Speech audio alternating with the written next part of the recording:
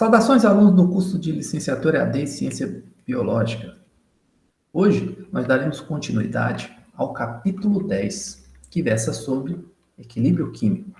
Na verdade, nós vamos entender e trabalhar com constantes de equilíbrio.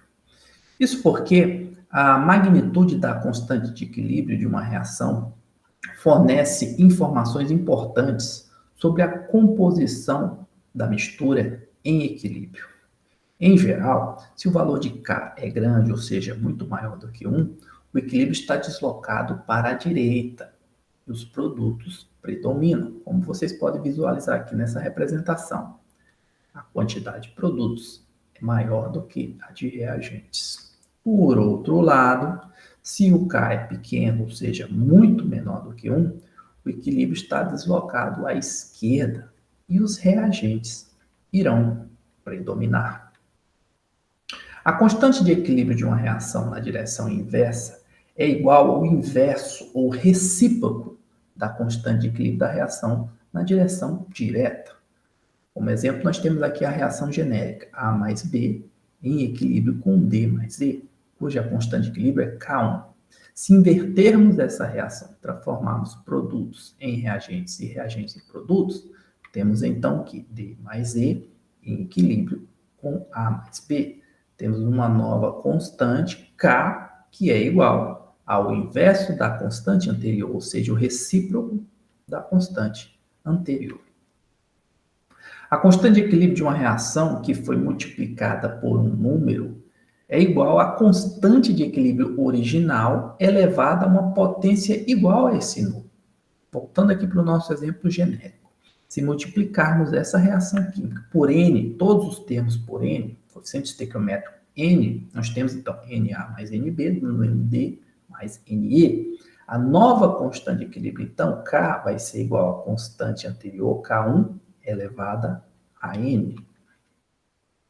A constante de equilíbrio de uma reação global, que é o resultado do somatório de duas ou mais reações, é igual, então, ao produto das constantes de equilíbrio das reações individuais. Por exemplo, A mais B em equilíbrio com C mais D, constante é K1, e C mais F em equilíbrio com G mais A, cuja constante de equilíbrio é K2, se nós somarmos essas reações individuais, primeiramente nós devemos cancelar os termos que são coincidentes, nós chegamos a uma reação global que diz que B mais F está em equilíbrio com D mais G, cuja constante de equilíbrio é K3.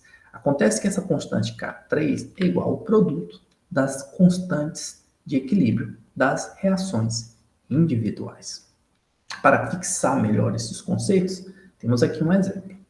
Dada as reações HF meio aquoso em equilíbrio com H mais e meio aquoso mais íons fluoreto F menos e meio aquoso, cuja constante Kc1 é igual a 6,8 vezes 10 a menos 4, constante de equilíbrio. E temos uma outra reação individual, H2CO4 meio aquoso em equilíbrio com 2H+, meio aquoso, mais C2O4- em meio aquoso, cuja constante de equilíbrio, Kc2, é igual a 3,8 vezes 10 a menos 6.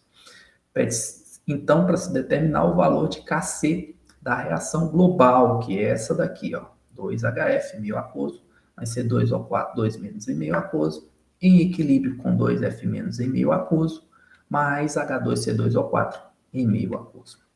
A primeira coisa que nós precisamos observar é que a gente não pode simplesmente somar essas duas equações individuais para obter essa equação global. Não vai dar certo, tá bom? Em vez disso, nós precisamos manipular essas equações individuais para chegar à equação que podemos somar para obter a equação desejada. O primeiro passo, então, é observar aqui na reação individual 1, que, diferente do que aparece na reação individual 1, na reação global, nós temos HF e F- multiplicados por 2. Isso dá um indicativo para a gente que a gente precisa multiplicar essa equação individual aqui por 2. E se fizermos isso e as alterações correspondentes nas constantes de equilíbrio, ou seja, levar a potência de 2, nós vamos obter 2HF em equilíbrio com 2H+, mais 2F-, cuja constante, a nova constante agora vai ser Kc1', que é igual a Kc1 ao quadrado, ou seja, 6,8 vezes 10 a menos 4 ao quadrado, que é igual a 4,6 vezes 10 a menos 7. Por que ao quadrado, professor? Porque eu estou multiplicando por 2, e nós acabamos de ver essa regrinha no slide anterior. Passando para outra equação, nós podemos observar também que na reação global, o termo que aparece na reação individual no produto aparece no reagente e vice-versa. O termo que aparece no reagente passa a aparecer no produto. Então, isso é indicativo que nós devemos inverter essa reação individual. Ou seja, ao inverter a segunda equação e fazer novamente as alterações correspondentes à sua constante de equilíbrio, ou seja, assumindo o recíproco, nós vamos obter, então, 2H+, mais C2O4, 2-, em equilíbrio com H2C2O4 meio aquoso. Nós invertemos simplesmente essa reação aqui. A nova constante de equilíbrio, que vai ser o Kc2', vai ser igual ao Kc2 elevado a menos 1, ou seja, 1 sobre Kc2, ou seja, 1 sobre 3,8 vezes 10 a menos 6, que é igual a 2,6 vezes 10 a quinta. Feito isso, temos duas equações que podem ser somadas para resultar na equação global, possibilitando a multiplicação dos valores de Kc individuais para chegar à constante de equilíbrio desejada. Então, vejamos, 2HF, equilíbrio com 2H+, mais 2F-, Kc1', que obtemos. Segunda equação individual, 2H+, mais C2O4, 2-, em equilíbrio com H2C2O4, Kc2', que também obtemos o valor. Se somarmos essas duas equações, cancelando aqui os termos que são coincidentes, nós finalmente chegamos a uma expressão de equilíbrio que equivale à expressão dada no problema, tá bom? Que vai ter uma constante de equilíbrio Kc3, e esse Kc3 vai ser justamente o produto de Kc1' vezes Kc2', ou seja, 4,6 vezes 10 a menos 7, vezes 2,6 vezes 10 a quinta, cujo Kc3 vai ser, então, 0,12. Falaremos agora um pouquinho sobre equilíbrios heterogêneos. Isso porque muitos equilíbrios envolvem substâncias que estão todas na mesma fase. Esses equilíbrios são chamados de equilíbrios homogêneos, estão na mesma fase. Porém, em alguns casos, as substâncias em equilíbrio estão em diferentes fases, dando origem aos chamados equilíbrios heterogêneos.